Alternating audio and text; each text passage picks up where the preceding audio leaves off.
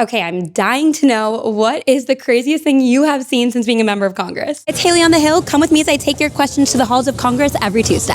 So many things, Haley. But I think one of the craziest and the funniest things that I had a chance to see was when George Santos, who was no longer a member of Congress, showed up to the State of the Union address, and he was decked out in his glitter shoes and serving fashion. Because even once you're no longer an official member, you're always a member because of these pins. These pins give you access to the floor for life, and so as long as you have the pin. So yeah, that was pretty crazy. It's like, is that George Santos? Is he back? What is he doing here?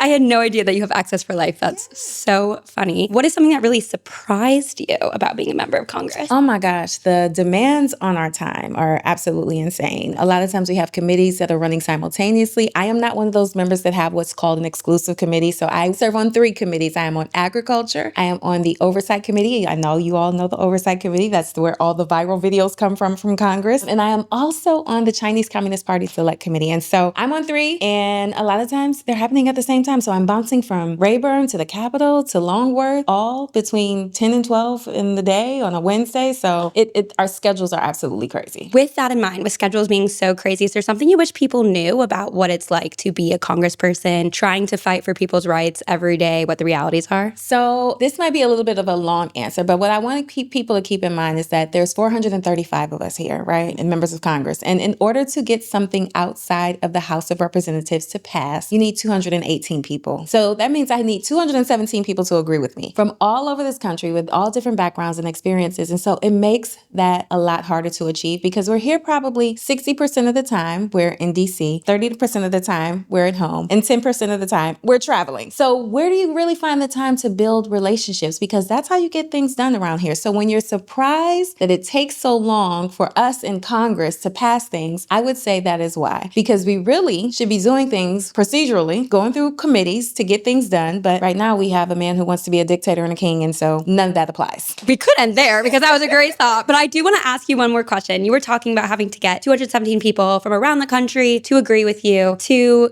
come together. I think something that a lot of people that I've been talking to are asking is, where do we go from here? How do we build community? How do we, find empathy with one another? What advice do you have doing this in Congress for people who are just trying to talk to their community members and maybe move them a little further along? Conversation, community engagements, talking to people, finding that humanitarian connection that I think that is almost lost on us. I mean, we've gotten into this world of social media. I love social media. Sometimes we do a lot more texting than actually talking. So real life, one-on-one, face-to-face communication, I think is the thing that we need to do a lot more of. And that way we can build relationships and find some common grounds with folks. So that would be my advice. Do not be afraid to have the conversations. That's how we open up the lines of communication. Thank you so much.